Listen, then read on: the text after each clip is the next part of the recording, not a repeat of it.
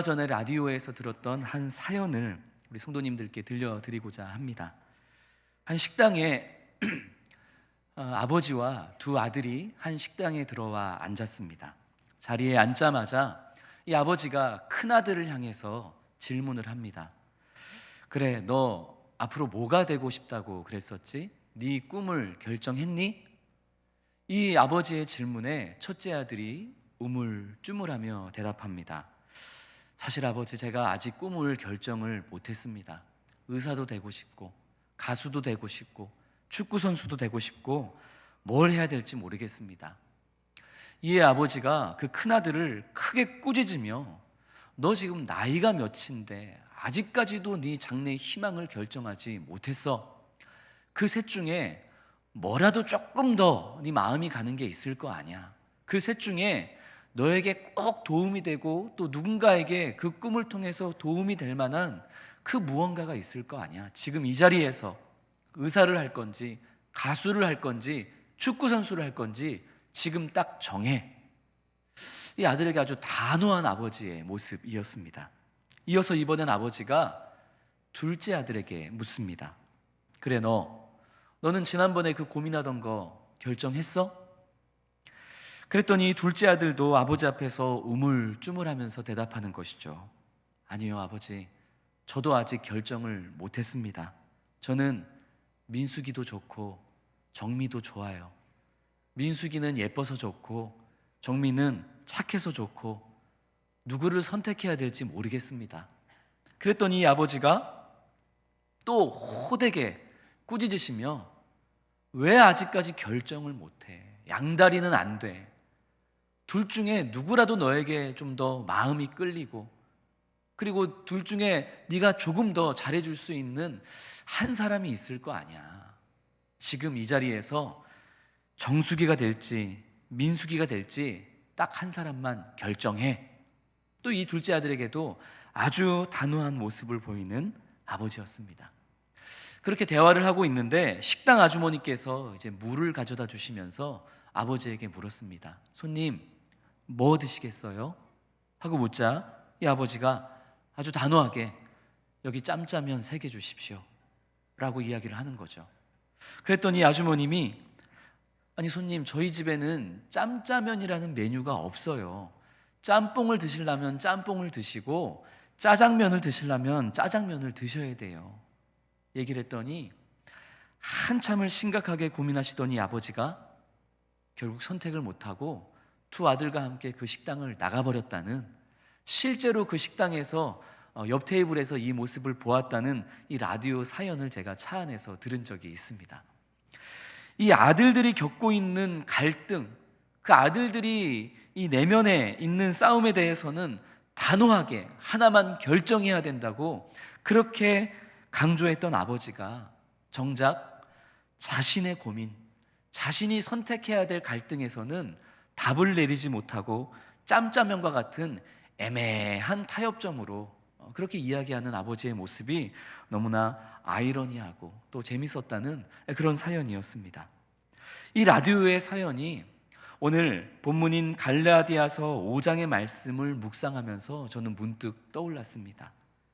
타인의 문제들, 그리고 이 사회적인 문제들에 있어서는 이래야 된다, 저래야 된다, 그렇게 해야 된다, 이 분명한 우리만의 입장을 가지고 있으면서 정작 자신이 감당해야 하고 정작 자신이 선택해야만 하는 그런 이 내면의 싸움에 있어서는 답을 내리지 못하고 어정쩡하게 짬짜면과 같이 이것도 아니고 저것도 아닌 그런 애매함을 가지고 살아가는 모습, 그것이 오늘 우리의 모습이고 그것이 오늘 우리의 신앙생활의 모습이 아닌가. 이 갈라디아서 5장의 말씀을 보면서 그런 생각을 해보게 되었던 것이죠. 우리 성도님들은 어떻습니까? 자녀들의 진로, 그리고 정치, 이념, 남녀, 세대 간의 갈등과 같은 이런 사회적 이슈들에 대해서는 이래야 된다, 저래야 된다, 나름대로 명확한 답을 가지고 있으면서 자기 자신에 대해서는 그리스도인으로서 내가 가정 안에서, 직장 안에서, 관계 안에서, 이 사회 속에서 내가 그리스도인으로서 딱 잘라서 어떤 결정을 하고 어떤 선택을 하며 살아가야 할지에 대해서는 이도 저도 아닌 모습으로 살아가고 있지는 않은가, 우리 스스로를 한번 돌아봐야 한다는 것이죠. 그리스도인 자신의 내적 갈등에 대한 분명한 선택과 결정도 못한 상태에서 자녀들에 대해서, 사회에 대해서, 정치에 대해서 이러쿵저러쿵 이야기하는 것은 결코 선한 영향력이 될 수 없기 때문입니다. 오늘 본문인 갈라디아서 5장은 그리스도인이라면 평생토록 감당하며 살아가야만 하는 그런 내적 갈등, 그 영적 싸움에 대해서 우리에게 교훈을 주시는 말씀입니다. 우리 함께 17절 말씀, 우리 한 목소리로 같이 읽겠습니다.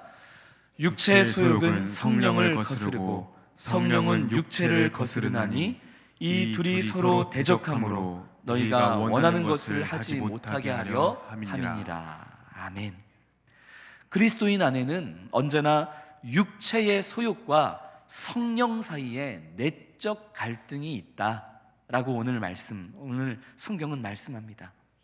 육체의 소욕이라는 것은 우리의 타락한 본성이 계속해서 우리 안에서 욕심을 내면서 이 죄악된 욕구들을 일으켜내는 것들을 의미합니다.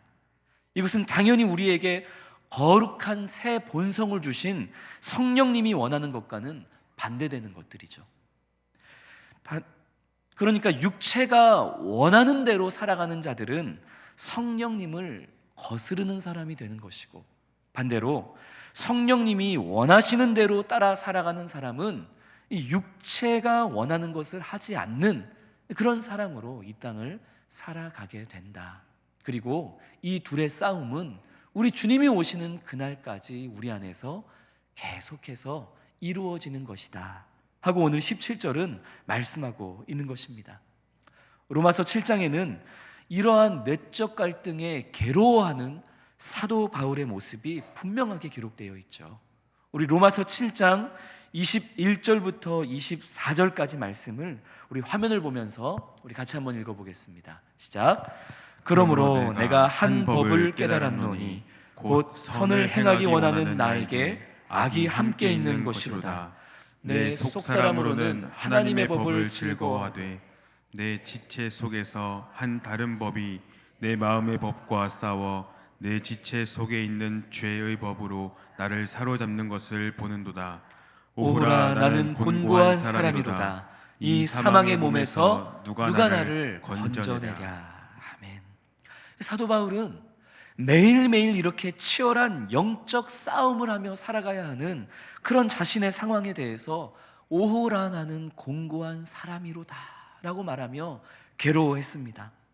내 마음으로는 하나님의 법을 따라서, 성령을 따라서 살아가는 것이 당연히 내 마음이 주는 생각인데, 그러나 가만히 또 흘러가는 내 모습을 보고 있자니 자꾸 내 안에 있는 죄성에서 일어나는 그런 육체의 일들이 또 나를 통해서 자꾸만 이루어지고 있는 그런 모습, 그런 갈등, 성령과 그리고 육체의 일, 이 사이에서 자꾸만 반복되는 싸움 속에서 때로는 지기도 하고 때로는 이기기도 하고 육체의 소욕에 이끌려 살아가다가도 또 때로는 성령으로 또 거룩한 삶을 살아가고, 이런 갈등 속에서 오라, 나는 곤고한 사람이로다 그렇게 이야기했던 것이 로마서 7장의 사도 바울입니다. 그러나 바울의 이 표현은 결코 비관적인 것은 아닙니다. 왜냐하면 매일매일의 이 치열한 영적 싸움에서 사도 바울은 이길 수 있는 비결을 발견해내었기 때문입니다.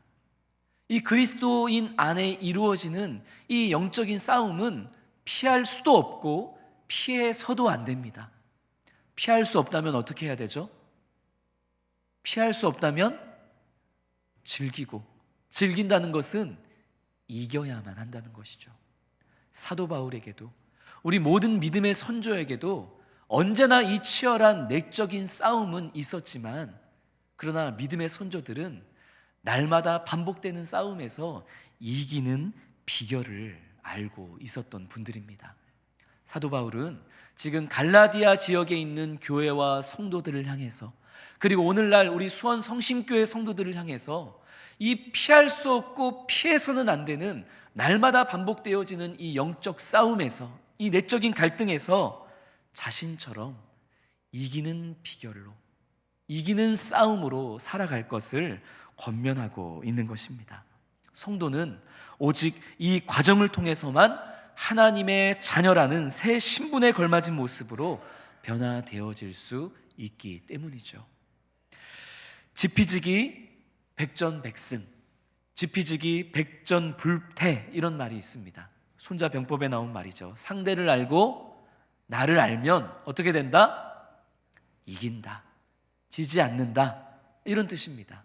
그래서 우리가 이 내적 싸움에서 이기기 위해서는 육체의 소욕이 무엇인지를 알아야 되고, 그리고 성령에 따라 사는 삶이 어떤 것인지를 알아야지만 우리는 이 싸움에서 날마다 이길 수가 있는 것입니다. 그래서 첫 번째, 우리는 육체를 따라 행하는 것이 과연 어떤 것인지를 한번 함께 살펴보고자 합니다. 19절부터 21절은 이 육체의 소욕, 곧 타락한 우리의 본성이 우리에게 무엇을 요구하는지, 그리고 우리의 삶에 이 육체의 소욕이 어떻게 나타나는지를 19절부터 21절은 우리에게 분명하게 보여줍니다. 우리는 이것을 간단하게 4가지로 좀 나누어서 살펴보겠습니다. 이제 살펴보게 될 이 육체의 일들, 그리고 이 성령의 일들을 살펴보면서 최근의 나의 모습 가운데에는 과연 육체의 일들이 많이 나타났는지, 성령의 일들이 많이 나타났는지를 한번 객관적으로 스스로 점검하며 오늘 말씀을 함께 살펴보기를 원합니다. 육체의 소욕, 그 첫 번째는 성적인 죄, 악들입니다. 19절이 말씀하고 있는 3가지 죄들이죠. 어떤 것들입니까? 음행, 더러운 것, 호색, 이런 것들이 바로 성적인 것으로 우리를 피폐하게 만드는 육체의 일들입니다. 음행은 모든 불법적인 성적 행위들을 뜻하죠. 불륜과 같은 것들입니다. 더러운 것은 이런 육체적으로 이루어내는 부정함뿐만 아니라 내면의 부정함까지도 포괄해서 그렇게 사용하는 단어가 바로 더러움입니다. 예수님께서도 마태복음 5장 28절의 말씀을 통해서 음욕을 품고 여자를 바라보는 자마다 이미 마음에 간음한 것이다 라고 말씀하셨죠. 이것이 바로 더러움입니다. 내가 어떤 행동으로 음행을 하지 않았다 할지라도 내 마음에 음욕을 품고 무언가를 생각하고 누군가를 바라봤다면 예수님은 그것조차도 이미 음행이다, 더러움이다 라고 말씀하신 것이죠. 호색 또한 통제되지 않는 이런 성적인 욕구에 자신을 내어주는 것이 바로 호색입니다. 오늘날 더더욱더 악해져가는 이런 성적인 음란함들, 이러한 육체의 소욕에 있어서 우리가 얼마나 지금 깨어 있는지, 우리가 이러한 음행과 더러운 것과 호색에, 이런 육체적인 소욕에 끌려 살아가고 있지는 않았는지 우리는 객관적으로 살펴보아야만 할 것입니다. 육체의 소욕, 그 두 번째는 종교적인 죄라고 정리해 볼 수 있겠습니다. 어떤 것일까요? 20절에 나오는 우상 숭배와 주술, 이러한 것들입니다. 육체의 소욕은 자기 자신뿐만 아니라 나와 함께하는 내 가족과 그리고 이웃들도 함께 하나님 앞에 범죄하게 만드는 것이 이 육체의 소욕을 따르는 자의 특징입니다. 그 중에 가장 심각한 것이 우상 숭배와 주술과 같은 것들이죠. 이런 것들은 하나님이 아닌 다른 신, 하나님이 아닌 다른 방법, 하나님이 아닌 다른 기준을 통해서도 충분히 잘 먹고 잘 살 수 있다라고 우리를 유혹하는 바로 그러한 죄악들입니다. 자신이 원하는 결과를 얻기 위해서 하나님을 신뢰하지 아니하고 다른 것을 신뢰하게 만드는 것, 이것이 바로 우상 숭배고, 이것이 바로 주술이고, 이것이 바로 오늘날 많은 사람들이 육체의 소욕의 마음을 빼앗기는 것들이죠. 우리가 하나님이 아닌 다른 것들을 의지하는 육체의 소욕에 빠져 있지는 않은지 우리는 또한 객관적으로 스스로를 돌아보야만 하는 것입니다. 육체의 소욕, 그 세 번째는 사회적인 죄. 이렇게 우리가 한번 생각해 볼 수 있겠습니다. 이와 관련해서는 무려 8가지의 죄가 나열이 되죠. 어떤 것들입니까? 원수 맺는 것, 분쟁, 시기, 분냄, 당 짓는 것, 분열함, 이단, 투기입니다. 이 8가지의 죄의 목록들은 하나의 공통점이 있습니다. 이 8가지 모두가 공동체를 붕괴시키는 것이다 하는 것이죠. 사회와 공동체를 붕괴시키는 것이 바로 앞서 이야기했던 이런 8가지 육체의 소욕들입니다. 사회 안에서만이 아니라 교회 안에서도 이러한 것들 때문에 성도가 서로 편을 나누고 갈라지고 비방하고 그렇게 이 복음 공동체가 무너지는 일들이 왕왕 일어나는 것을 우리는 참 안타깝게도 경험하게 됩니다. 자기중심적이고 이기적이고 과도한 시기와 질투로 타인을 상처 입히고 공격하는 일들, 이 모든 것들이 이런 8가지의 육체의 소욕에 빠져버린 결과인 것이죠. 우리가 이런 육체의 소욕에 빠져서 남들을 평가하고 정죄하고 편이 갈라진 채 살아가고 있지는 않은지를 우리는 객관적으로 스스로를 돌아보아야만 합니다. 마지막 이 육체의 소욕 네 번째는 도덕적인 죄로 생각해 볼 수 있습니다. 21절에 기록된 술 취함과 방탕함이 그러한 것들이죠. 특별히 방탕함을 뜻하는 헬라어 단어 코모이라는 단어는 과도한 향연이라는 뜻을 가지고 있습니다. 부정적인 단어이죠. 환락과 난잡한 파티에 자신을 내어주는 자들. 오늘날에도 늦은 시간 저 인계동뿐만 아니라 많은 사람들이 모이는 곳에 가보면 이러한 육체의 소욕에 이끌려서 술에 취해 그리고 그 과도한 향연에 방탕함에 자신을 내어던지는 인생들을 얼마나 많이 보게 되는지 모릅니다. 그런데 그 수많은 방탕한 사람들 가운데 그리스도인이 없겠습니까? 아닙니다. 그들 중에는 주일마다 교회에 나와 예배하는 그리스도인들도 적지 않을 것입니다. 주님을 믿는다 하면서도 여전히 육체의 소욕에 따라 살아가는 방탕함에 빠져 사는 자들이 적지 않은 것이 오늘날의 모습인 것이죠. 이 외에도 사도 바울은 그와 같은 것들이라는 표현을 통해서 앞서 나열한 죄의 목록들 외에도 우리의 삶에 나타나는 수많은 육체의 소욕들이 있다는 것을 이야기합니다. 그러면서 아주 무서운 말씀을 덧붙이는데요. 우리 21절 하반절 말씀을 우리 화면을 보면서 같이 읽겠습니다. 너희에게 경계한 것 같이 경계하노니 이런 일을 하는 자들은 하나님의 나라를 유업으로 받지 못할 것이요. 아멘. 이런 일을 하는 자들, 여기서 이런 일을 하다라는 이 헬라어 단어는 습관적인 버릇을 의미할 때 사용되어지는 단어입니다.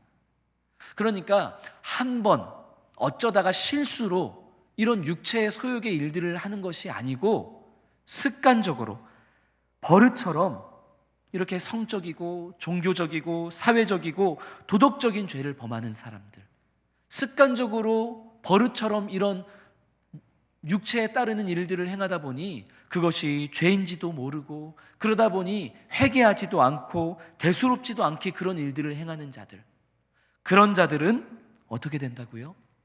하나님의 나라를 유업으로 받지 못한다고요. 이것은 정말 무서운 말씀입니다. 하나님의 나라를 유업으로 받지 못한다. 이 말은 그 사람은 그리스도인이 아니다, 예수 안에 있는 자가 아니다, 이런 엄중한 경고의 말씀이기 때문입니다. 우리 성도님들은 어떻습니까? 이 내적인 영적 싸움에서 습관적으로 버릇처럼 이 육체의 소욕에 무릎 꿇고 이리저리 끌려다니고 있지는 않습니까? 혹 그것이 나의 모습이라면 철저한 회개와 부르짖음으로 주님 앞에 나아가 주님을 찾고 또 용서하시고 깨끗게 하시는 그 주님의 은혜로 새롭게 되어지는 그런 우리 모든 성도님들이 되시기를 주님의 이름으로 축복합니다. 우리 두 번째로는 성령을 따라 행하는 자는 그러면 어떤 사람인가? 우리 이것을 또 말씀을 통해 함께 살펴보고자 합니다. 우리 갈라디아서 22장 22절 23절 우리 같이 읽겠습니다. 오직 성령의 열매는 사랑과 희락과 화평과 오래 참음과 자비와 양성과 충성과 온유와 절제니 이 같은 것을 금할 법이 없느니라. 아멘. 성령을 따라 행하는 자들에게는 우리가 너무나 잘 알고 있는 이 성령의 9가지 열매가 나타나게 됩니다. 이 열매를 뜻하는 헬라어 단어 카르포스는 단수로 사용이 되었습니다. 단수로 사용이 되었다는 것은 이 9가지의 열매가 나무 안에 9가지의 열매가 사랑의 열매, 희락의 열매, 인내의 열매, 절제의 열매, 이 9가지의 열매가 각각 열린다는 것이 아니라 하나의 열매에 사랑의 맛도 나고 기쁨의 맛도 나고 오래 참음의 맛도 나고 인내의 맛도 나고 이 하나의 열매에 9가지의 맛이 나는 것이 바로 이 성령의 9가지 열매라고 지금 성경은 말씀하고 있는 것이죠.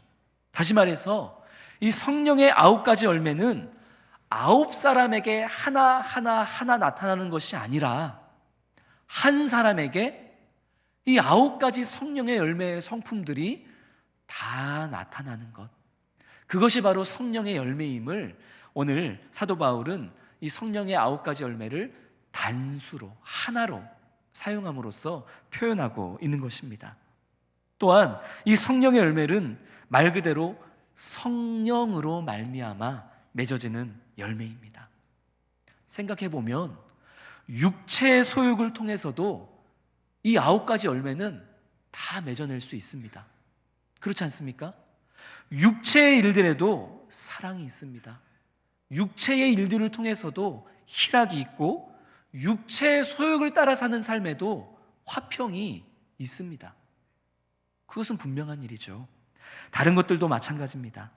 그러나 성령의 열매에 성령을 통해서 맺어지는 이 사랑은 죄인들을 사랑하시는 그런 하나님의 사랑에 근거하여 열매 맺는 사랑의 열매이고, 성령으로 말미암아 맺어지는 희락은 내 욕망으로 기인한 그런 기쁨이 아니라 바로 복음으로 말미암아 열매 맺게 되는 기쁨이며, 또한 성령으로 맺어지는 화평은 예수님께서 십자가를 통해서 하나님과 죄인 사이에 막힌 담을 허물어 주심으로써 하나님과의 관계가 회복됨으로 맺어지는 바로 그러한 진정한 샬롬, 화평인 것입니다.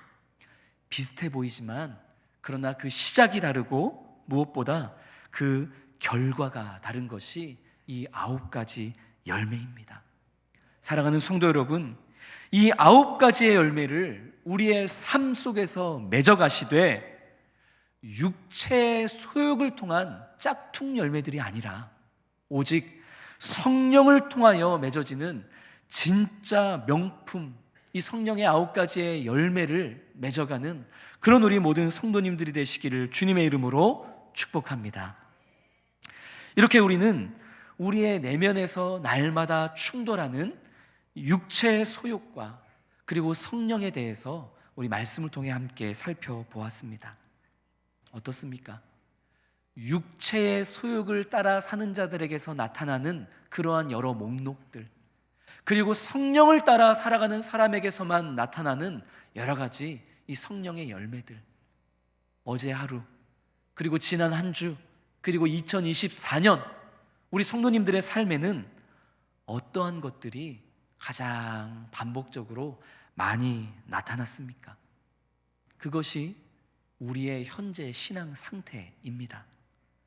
사도 바울의 고백처럼 내 속사람은 하나님의 법을 즐거워하고 내 속사람은 언제나 성령의 열매를 맺으며 살고 싶어 하지만, 그러나 내 마음과는 다르게 번번이 육체의 소욕에 무릎을 꿇고 번번이 육체의 소욕에 이리저리 끌려다니며 신앙의 패배를 맛보게 되었던 경우도 아마 적지 않을 것입니다. 그러나 절망할 필요는 없습니다. 성경은 이 치열한 영적 싸움에서 우리가 승리할 수밖에 없는 비결이 무엇인지를 오늘 말씀해 주고 있기 때문이죠. 우리 함께 24절, 25절 말씀 함께 읽겠습니다. 그리스도 예수의 사람들은 육체와 함께 그 정욕과 탐심을 십자가에 못 박았느니라. 만일 우리가 성령으로 살면 또한 성령으로 행할지니. 아멘. 그리스도 예수의 사람들은 육체의 일들, 곧 정욕과 탐심을 어떻게 했다고 이야기합니까? 십자가에 어떻게 했다고요? 못 박았다라고 이야기합니다. 사실 이것은 자연스러운 표현이 아닙니다. 보통 우리가 십자가에 못 박혔다라고 표현을 하죠. 갈라디아서 2장 20절에서도 내가 그리스도와 함께 십자가에 못 박혔다라고 표현합니다. 로마서 6장 6절도 우리의 옛사람이 예수와 함께 십자가에 못 박혔다라고 표현합니다. 성경은 언제나 우리가 십자가에 못 박혔다고 표현합니다. 유일하게 오늘 본문인 갈라디아서 5장에서만 우리가 십자가에 못 박았다라고 아주 강력하게 표현하는 것이죠. 이것은 사도 바울이 의도적으로 다른 것은 몰라도 육체의 일들, 죄에 있어서만큼은 우리가 단호하게, 타협이 없게, 적극적으로 수동적인 자세가 아니라 능동적인 자세가 되어서 그 모든 것들은 십자가에 못 박아야만 하는 것이다 라고 사도 바울이 지금 강력하게 표현하고 있는 것입니다. 죄에 대해서만큼은 그것도 되고 이것도 되고 그것도 괜찮고 이것도 괜찮고가 아니라 단호하게 십자가에 어떻게 해야 된다고요? 못 박아야 하는 것입니다. 사람은 유도리가 있어야 한다, 이런 얘기 많이 듣죠. 유도리. 그런데 신앙생활에 있어서 이 유도리라는 것은 절대 있어서는 안 될 말입니다. 있을 유, 이끌 도, 영리할 리. 그래서 유도리인 줄 알았더니 제가 찾아보니까 이 유도리는 그냥 융통성을 뜻하는 일본어더라고요. 이래저래 사용하지 않는 것이 좋은 말입니다. 우리가 내면에서 육체의 소욕이 요동치게 될 때, 그리고 그 반대편에서 성령의 인도하심이 일어나 그 육체의 소욕과 맞부딪히게 될 때, 그때마다 우리는 쓸데없는 신앙의 유도리를 발휘하고는 합니다. 그러면서 적당한 거룩함과 과도하지 않은 죄, 여기에 양발을 다 들여다 놓고서 그렇게 살아가는 경우가 많은 것이죠. 내가 불륜을 저지르기는 했지만 그리스도인이기 때문에 육체적인 관계는 갖지 않았다. 내가 재미로 점집에 가서 운세를 좀 보기는 했지만 그리스도인이기 때문에 그것을 믿지는 않는다. 이게 뭡니까? 이미 이것은 다 육체의 소욕에 넘어가 버린 것이죠. 그러면서도 자신은 마치 육체의 소욕과 그리고 성령 사이에서 적절한 균형을 잡고 있다고 생각하는 그리스도인들이 너무나 많습니다. 따라해 볼까요? 신앙에 있어서 유도리 같은 것은 없다. 죄는 십자가에 못 박아야 한다. 사랑하는 성도 여러분, 그런 우리 성도님들이 되시기를 주님의 이름으로 축복합니다. 그럼에도 죄의 유혹은 너무나 강력하기 때문에 우리가 아무리 결단해도 혼자만의 의지로는 이겨낼 수가 없습니다. 그래서 사도 바울은 성령으로 살고 성령으로 행해야 한다라고 권면하는 것이죠. 16절에서도 성령을 따라 행하라. 그리하면 육체의 욕심, 육체의 소욕에 끌려가지 않을 수 있다. 이미 바울은 이야기한 바 있습니다. 사랑하는 성도 여러분, 이미 우리 안에 내주하시고 또 언제나 우리와 함께 하시는 그런 성령님께서 우리에게 날마다 말씀하시는 그 우리를 인도하시는 소리에 늘 귀 기울이시는 성도님 되시기를 주님의 이름으로 축복합니다. 우리가 세상의 여러 가지 분주함 속에서 정신을 놓고 살다 보면 우리 안에서 말씀하시는 성령의 음성을 듣지 못할 때가 너무나 많습니다. 분주하게 살다가 성령의 음성을 듣지 못하면 육체의 소욕에 그냥 이끌려 살아가게 되는 것이죠. 그래서 우리는 성령의 소리에 가만히 귀 기울여서 그분의 말씀을 들을 수 있는 말씀의 묵상과 기도의 시간, 우리 각자만의 무화과 나무 아래 그 경건의 시간이 그래서 필요한 것입니다. 성도 여러분, 우리 하루 중에 성령의 말씀하시는, 우리를 인도하시는 소리를 들을 수 있는 주님과 나만의 만나는 시간, 그 장소, 그 시간을 꼭 만드셔서 우리 성령의 그 음성을 듣고, 그래서 성령을 따라 살아가는 그런 우리 수원 성신교회 성도님들 모두가 되어지기를 주님의 이름으로 축복합니다.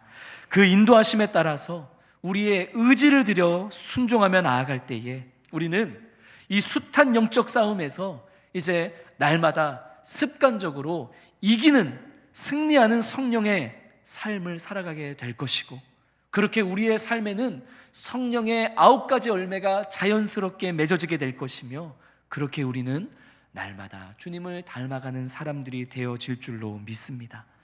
며칠 남지 않은 2024년을 영적인 승리로 매듭 지으시고, 그리고 새롭게 시작되어질 2025년을 영적 승리로 가득 채우기 위해 또 말씀과 기도로 성령의 인도하심으로 준비해 가시는 그런 우리 모든 성도님 되기를 주님의 이름으로 축복합니다. 기도하시겠습니다.